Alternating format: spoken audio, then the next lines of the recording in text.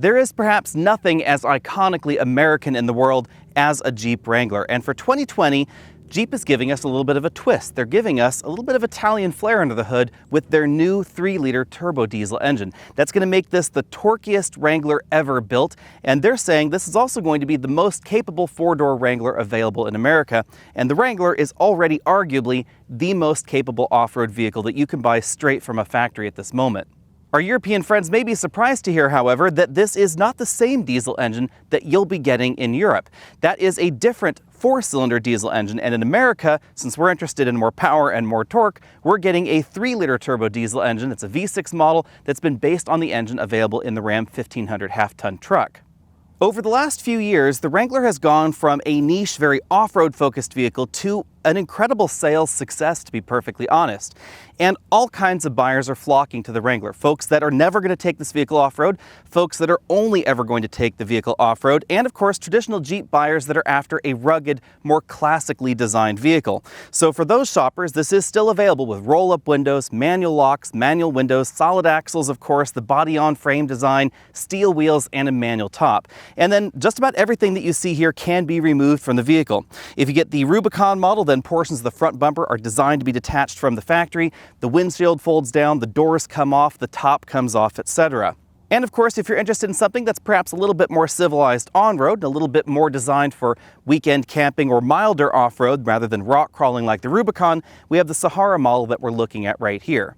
There's no exterior differentiation between the diesel and the gasoline models. That means that the base models still come with halogen headlamps, and you can upgrade yourself into the full LEDs that we see in this model and the fog lamps that we see down there below. Although the diesel is available in every trim of the Wrangler, there is one little asterisk there, and that's that the diesel is available only in the 4-door Wrangler model. So if you want a 2-door Wrangler, you have to get the V6 or the 2-liter turbo engine. Why is that? Well, Jeep tells us that this accounts for 90% of Jeep Wrangler sales in America. So if the diesel was only a 10% take rate, you scale that down, only about 1% of 2-door Wranglers would have a diesel engine, and that's just not enough volume in order for them to put the diesel into that particular model. So if you want a diesel Wrangler, it's going to have to be this 4-door model, which is definitely on the long side. This is 188 inches long. It's about the same overall length as a Jeep Grand Cherokee, whereas the 2-door Wrangler is a subcompact vehicle technically in America, 166 inches. It's down there with the Jeep Renegade. So we're talking about very differently sized vehicles. Logically, the 2-door Wrangler is the more capable off-road vehicle because all of this back here gets shrunk down. That's going to give us a shorter wheelbase, better breakover angles. But bottom line, the diesel's not available in that model. So if you really want that classic Jeep format, you're not going to be able to get the diesel engine in it. One way of telling the vehicles apart is to open the fuel door. You can see that we have a green cap for the fuel filler right there for the diesel, and then this blue cap right over here for the AdBlue urea injection. The only real difference on the outside is this EcoDiesel sticker over here on the driver's side, and I do call it a sticker because it's absolutely flat. There's no 3D effect there at all. Aside from that, this is the same Wrangler that you love. So we have a backup camera right there in the middle of the rear wheel, third light right there on top of the rear wheel, and this tailgate opens to the side just as we see in the rest of the Wrangler lineup. The glass opens separately right there if you get the hard top or this powered soft top model. Under the hood, we find the 3rd generation of FCA's EcoDiesel engine. This is a close relative, but not exactly the same engine that we see in the Ram 1500 for 2020. Jeep tells us that the main reason for that was the water fording ability of the Wrangler. They wanted to maintain the 30 inches of fording ability that we find in every other Wrangler out there, and that meant that they had to move a few accessories around. So the alternator, the injection pump, etc. had to be moved around versus what we see in the Ram 1500. They've also changed some of the plumbing for the turbocharger to move it around a little bit in order to fit it under the engine bay, and as a result, there are a decent number of parts that are not direct corollaries to what we see in the Ram 1500. That's also why the power and torque figures are just a hair different between this and the pickup truck line. 260 horsepower and 442 pound-feet of torque thanks to this 3-liter diesel. And most of that torque comes to the boil very early. This will produce over 400 pound-feet of torque from 1200 RPM to 3500 RPM and the full 442 from 1400 all the way on up to about 2900 RPM. The engine is at the moment mated only to the 8-speed automatic transmission. Jeep tells us that there just aren't enough manual transmissions sold in the Wrangler to justify mating this to the 6-speed manual, but it's not impossible. So if for some reason manual sales were to absolutely take off, Jeep could theoretically offer this with a manual transmission, but at the moment it's just going to be the ZF 8HP75. Interestingly enough, the same transmission that we find under the hood of the previous generation BMW X5M, because it's one of the few transmissions that can handle this kind of torque curve.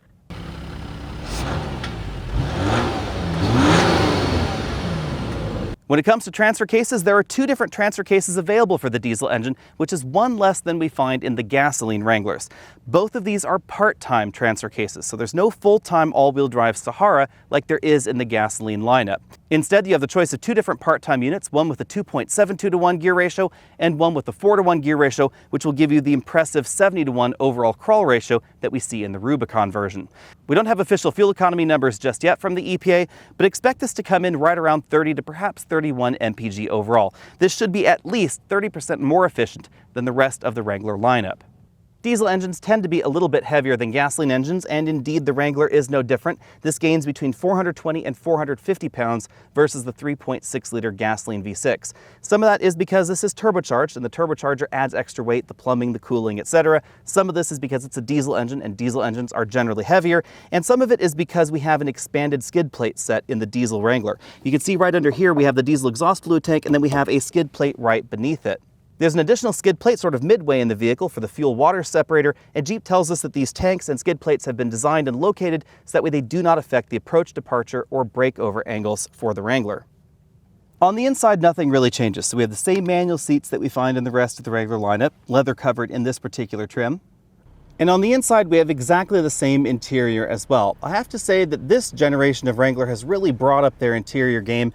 The Wrangler gets some of the same interior touches that we see in other FCA vehicles, like this partial leather stitched dashboard available in the Sahara model. We have a large touchscreen infotainment system, 2-zone automatic climate controls, and this model has the optional power windows. Really, the only difference in here you'll see is the lower red line on the tachometer and the diesel exhaust fluid display in the multi-information system. The Wrangler was designed to drive down the road without a top, without the doors, without the windshield or the back hatch, or a variety of different tops available from the factory. There's of course the classic manual soft top design with two different fabric choices. We then have a hard top that we've seen for some time. It has removable panels right over the driver and front passenger areas. And then we have this partial powered top right here where we have a canvas top section. You can see that it nests over itself right there towards the back of the vehicle. This is powered. And then, of course, like any of the other designs, you can remove the doors, the windshield, etc., but you can also pop out these side panels right like that. And then the vehicle comes with the bags, that way you can store them right in front of the rear seats. Now, if you opt for this power soft top version, then this is as open as the cabin gets. We can, of course, open the back and then lift up the glass, but the glass does not just snap right off the vehicle. So open sides completely right there, windows down, back windows removed, and then we get this fabric top on top. Let's take a closer look at the top operation. It's a one-touch top, and you can see that it rides in these rails right there on top of what looks like the regular hard top. You can see it coming forward right like that. In terms of overall cabin noise quietness, this slots somewhere between the soft top and the hard top. You can see that we do have this hard top first section right there just over the driver and front passenger's knees, but the bulk of the interior will be beneath the canvas top that accordions right back there to the rear of the vehicle. Now, the important thing to remember about this versus the regular soft top is that even though we have the canvas roof in here, the rear window and the side rear windows are glass. With the roof completely back in position, you can see that it stops just about over the rear passengers' heads. Jeeps are all about off-roading, and obviously the Wrangler is the ultimate Jeep, so it makes sense to start out by taking this Wrangler off-road. The first thing you notice when you get behind the wheel obviously is going to be this new diesel engine, but as far as diesel engines go, this is very civilized. On the inside of the Wrangler, they've definitely kept the engine noise and that classic diesel clatter to an absolute minimum.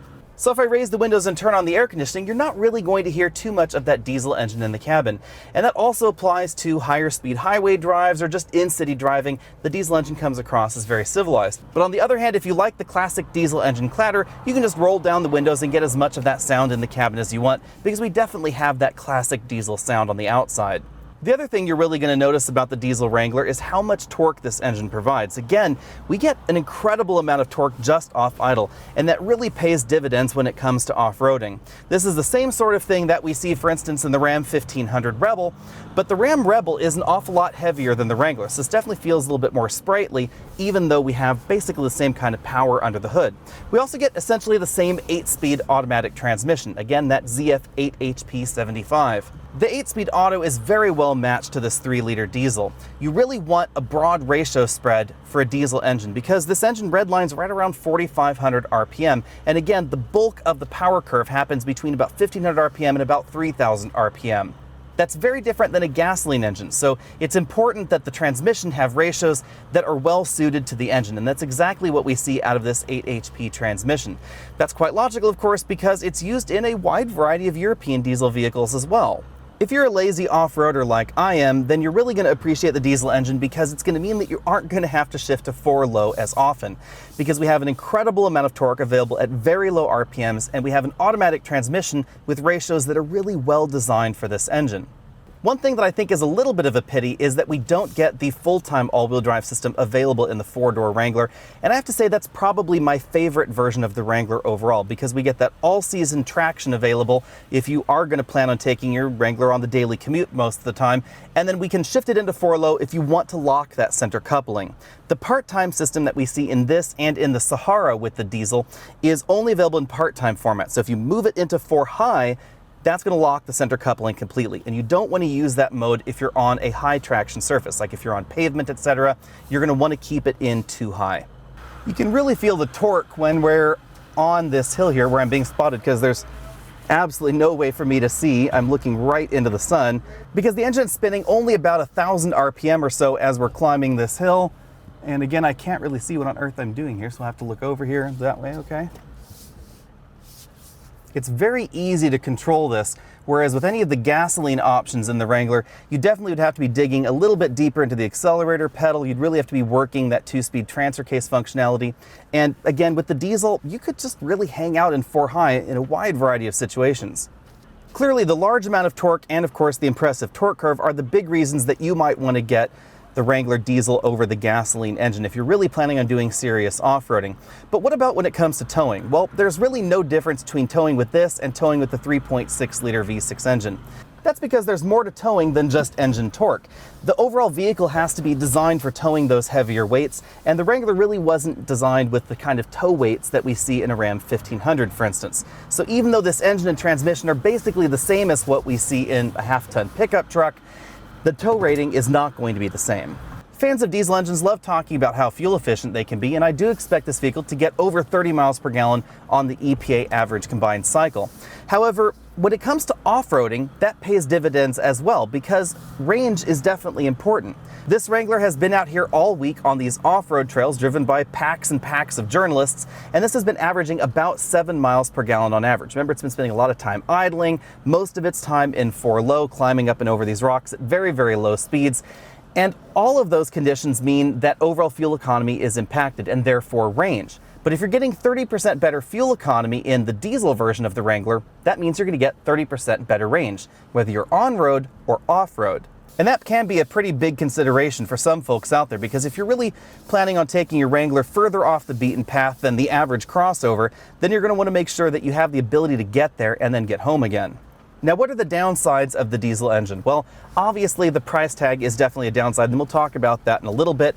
The other downside for the diesel engine is overall weight. Weight goes up by, again, about 400 to 450 pounds, depending on the exact options you choose in your Wrangler. We're told that the biggest variance is going to be in the top-end Rubicon model, thanks to those extra skid plates, etc. Generally speaking, all things being equal, the lighter off-road vehicle is going to be a little bit less likely to get stuck, especially when it comes to mud or certain other traction situations.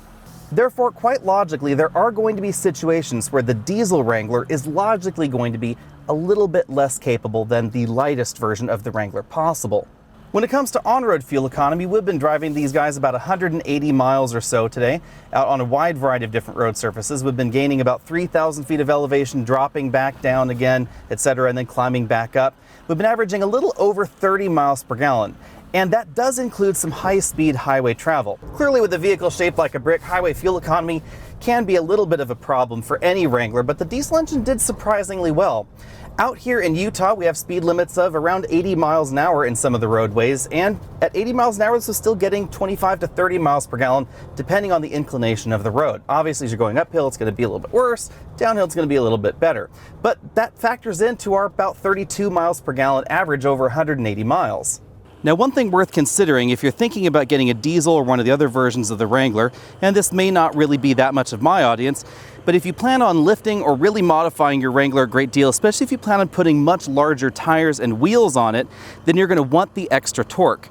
And that's why there's so many Wranglers out there that are doing things like Hemi conversions or superchargers or things along those lines to help improve engine power and engine torque delivery. But if you were to get the diesel Wrangler, you wouldn't need to make those aftermarket conversions, and it would be an awful lot less expensive overall. So even though the diesel engine is a fairly pricey option, it's still going to be less expensive. And again, it's worth noting that all the rock climbing that we've been doing today so far has been in 4 high. We really haven't needed the 4 low, just because there's so much torque coming out of this engine. Bottom lining, the Wrangler diesel is pretty easy for me. This is absolutely, hands down, the best engine option in the Wrangler 4-door. And of course, this engine is available only in the 4-door. Now, I say that because the 4-door Wrangler is perhaps a little bit less about rock crawling than the 2-door Wrangler. If I was going to get a 2-door Wrangler, then I would probably want the lightest engine possible. And now to the tricky part, the price tag. So you've decided you already want a Wrangler. That's going to be at least $28,295. Then you've decided you want the 4-door model. That steps you up to just under $32,000. Then, of course, most folks are going to want the automatic transmission. That's going to get you just under $36,000. Then, of course, you're probably going to want the diesel engine, because otherwise, why would you be watching this video in the first place? That's going to be at least $39,000 if you're taking a look at the absolute base sport trim. That's going to get you the manual windows, manual locks, etc. If you want this Sahara model here, this started at $38,695 without the diesel engine, of course, and as we see in this model, $57,940 after destination. So you do have to be prepared to pay considerably more than the other engine options in the Wrangler. Remember, with any of the Wranglers available in America, that getting carried away with options will definitely cost you dearly in the end. The power top, for instance, on this particular model is a $4,000 option. And remember that the Wrangler starts out with a manual transmission. So if you want the diesel and the automatic transmission, that's a combined $6,000 increase over the absolute base engine option available. Some folks out there might balk at the overall price tag on the diesel Wrangler, or just really any Wrangler for 2020 in general, but remember, this is truly the only game in town. If you want a brand new vehicle in America that has removable doors, removable windshield, removable top, etc., that's designed to drive down the road with none of those body parts connected to the vehicle, this is really going to be your only option in America. And if you're looking for an off-road oriented vehicle with a diesel engine, you have even fewer options and really nothing in the size category like this Wrangler. You could compare this, I suppose, to something like a Chevy Colorado with their small diesel engine under the hood, but this is A, significantly more powerful, and B, significantly more maneuverable off-road. Even though the Wrangler is really enormous, really, in this 4-door format, it's about the same size as a Jeep Grand Cherokee, we have 11 inches of ground clearance, and we have a wheelbase that is significantly shorter than something like a Gladiator or a Chevy Colorado, or of course a Toyota Tacoma. Outside the Wrangler, really your only off-road option that is in a similar vein to this is something like a Toyota 4Runner, and the Wrangler is miles ahead of the 4Runner in terms of overall refinement, drivability, oddly enough on-road and off-road, even though this does have solid axles. And overall, the Wrangler feels an awful lot more fun and, more importantly, an awful lot fresher than the 4Runner. I don't deny that the 4Runner could be a little bit more reliable overall than the Wrangler, but it's just not the same kind of thing. So which engine is right for you? Well, again, that really depends on your priorities. How much do you value the extra torque, the extra range, the fuel economy of the diesel, and is that $4,000 bump for the diesel engine worth it? But the other thing to consider is, do you plan on modifying your Wrangler? Do you plan on lifting it? Do you plan on putting bigger tires on it? Because if you put bigger diameter tires on this Wrangler right here, you've really changed the effective gear ratio between the engine and the ground. And that's something that a lot of folks don't consider right up front until they've already modified their vehicle, and then they realize that that's why professional modders often will replace the engine. They'll upgrade to a Hemi or supercharge the 3.6 liter V6. They'll make modifications like that to help improve power and torque, but this diesel engine already comes with over 440 pound-feet of torque standard, so you're less likely to need that unless you're going really crazy big with the wheels. So if you plan on modifying your Wrangler, you plan on lifting it, putting some big gnarly tires on it, keep in mind that the diesel is going to be the engine option for you.